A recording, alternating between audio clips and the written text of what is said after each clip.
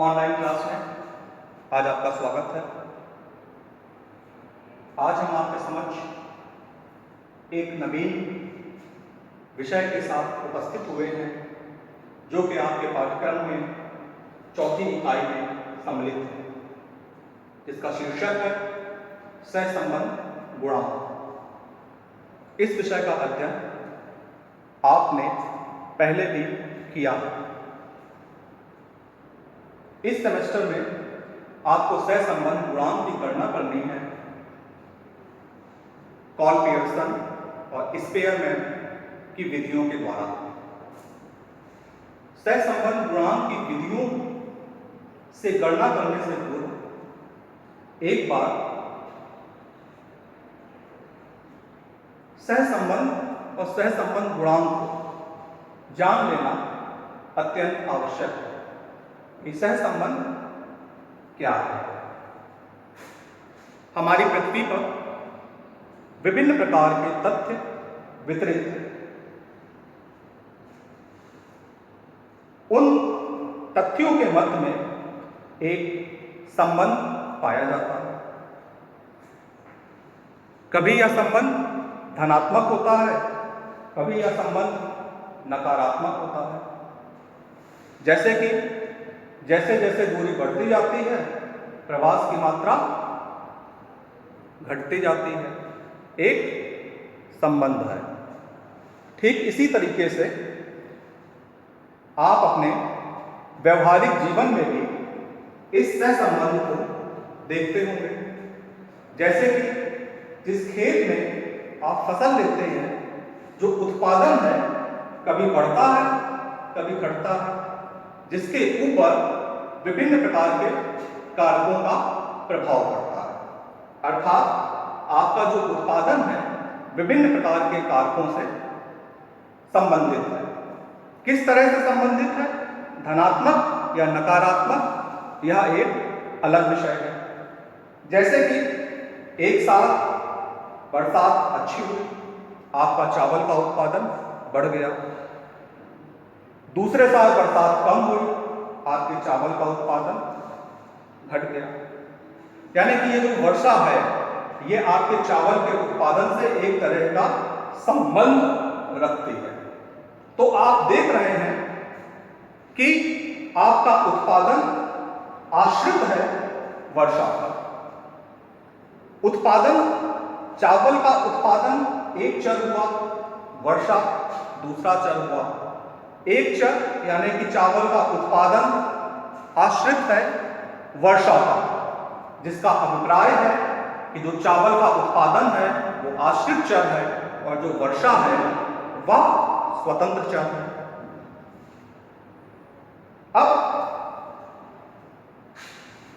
ये जो सहसंबंध है, ये सहसंबंध इन दो चरों यानी कि स्वतंत्र चर और आश्रित चर के मध्य संबंध जानने की एक सांख्यिकीय विधि है कि इन दोनों चरों के बीच में यह जो संबंध है ये धनात्मक है या ऋणात्मक। सहसंबंध की अगर हम परिभाषा पर गौर करें तो सहसंबंध चरों के युग्मों के बीच पाए जाने वाले संबंध का प्रतीक है। जैसा कि आप लोगों ने इसके पहले विभिन्न उदाहरणों द्वारा समझा।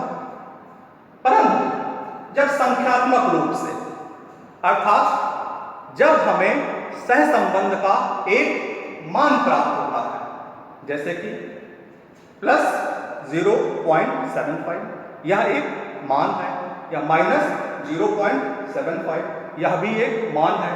इस तरह से जब हमें संख्यात्मक रूप से सहसंबंध की मात्रा ज्ञात होती है तो उसे हम सहसंबंध गुणांक कहते हैं। और यह सहसंबंध गुणांक +1 से -1 के बीच में हो सकता है।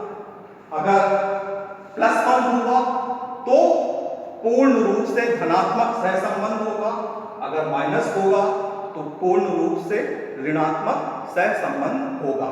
यानी कि प्लस में आने वाले मान धनात्मक सहसंबंध की ओर इंगित करेंगे, माइनस में आने वाले मान ऋणात्मक सहसंबंध की ओर इंगित करेंगे।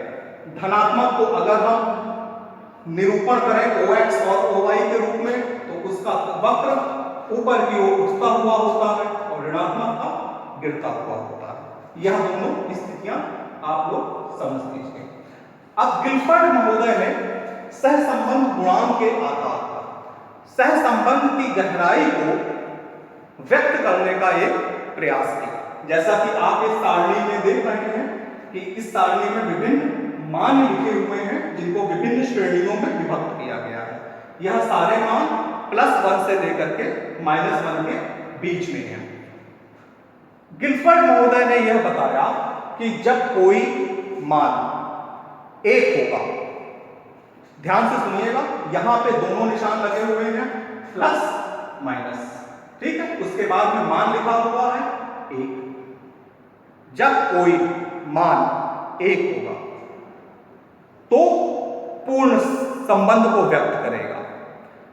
ध्यान लीजिएगा, 1 होगा तो पूर्ण सहसंबंध को व्यक्त करेगा, परंतु उसका चिन्ह यह निश्चित करेगा कि वह धनात्मक पूर्ण सहसंबंध है या ऋणात्मक पूर्ण सहसंबंध है। अगर हम सरल शब्दों में कहें कि अगर +1 होगा तो धनात्मक पूर्ण सहसंबंध होगा, अगर -1 होगा तो ऋणात्मक पूर्ण सहसंबंध होगा। अब दूसरी स्थिति को आइए, अगर मान +0.90 से +1.00 के मध्य में होता है तो हमारा सहसंबंध का यह गुणांक धनात्मक अत्यधिक सहसंबंध को प्रकट करता है। ठीक इसी तरीके से जब हमारा मान -0.90 से -1.0 के मध्य होता है तो यह ऋणात्मक अत्यधिक सहसंबंध को प्रकट करता है। ठीक इसी तरह जब हमारा सहसंबंध का गुणांक +0.70 से +0.90 के मध्य होता है तो यह धनात्मक अधिक सहसंबंध को प्रकट करता है। और जब यह मान -0.70 से -0.90 के मध्य होता है तो ऋणात्मक अधिक सहसंबंध को प्रकट करता है। जब यह मान +0.40 से 0.70 के मध्य होगा तो यह धनात्मक साधारण सहसंबंध को प्रकट करेगा। और अगर यह -0.40 से -0.70 के मध्य होगा तो ऋणात्मक साधारण सहसंबंध को प्रकट करेगा। अगर यह मान +0.20 से +0.40 के बीच में होगा तो यह धनात्मक कम सहसंबंध को प्रकट करेगा। और अगर यही मान माइनस में होगा, यानी कि -0.20 से -0.40 होगा तो यह ऋणात्मक कम सहसंबंध को प्रकट करेगा। अगर यह मान +0.20 से कम होगा तो यह धनात्मक अल्प सहसंबंध होगा। और अगर यह -0.20 से कम होगा तो यह ऋणात्मक अल्प सहसंबंध होगा। अगर आने वाला मान 0 होगा तो दोनों चरों के बीच में किसी भी सहसंबंध का पूर्ण रूप से अभाव होगा। इस तरह आज के इस व्याख्यान में आप लोगों ने समझा कि सहसंबंध क्या है, किस तरीके से सहसंबंध हमारे व्यवहारिक जीवन में उपयोगी है, सहसंबंध की परिभाषा क्या है, सहसंबंध गुणांक से सहसंबंध की गहराई का हम किस तरीके से पता लगा सकते हैं। आने वाले व्याख्यान में हम लोग पॉल पियर्सन और स्पीयरमैन की विधियों के द्वारा सहसंबंध के गुणांक की गणना करना सीखेंगे। आज के इस व्याख्यान को मैं यहीं पर समाप्त करता हूं। धन्यवाद।